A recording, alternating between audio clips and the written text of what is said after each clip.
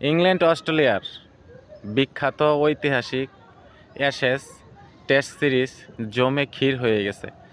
আমি বলবো পায়েসের মতো হয়ে গেছে অ্যাশেজ এই সিরিজটা।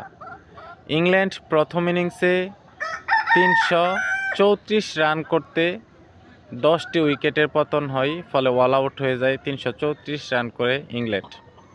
এর জবাবে ব্যাট করতে নেমে অস্ট্রেলিয়া প্রথম ইনিংসে 6 উইকেট হারিয়ে ৩৭৮ রান করতে সক্ষম হয়। প্রথম ইনিংসের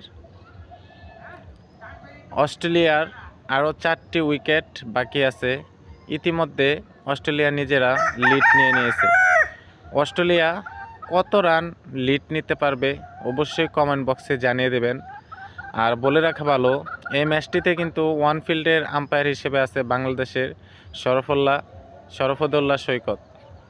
আর অবশ্যই যারা ক্রিকেটকে ভালোবাসেন কমেন্ট বক্সে জানাবেন অস্ট্রেলিয়া কত রানের লিড দিবে ইংল্যান্ডকে।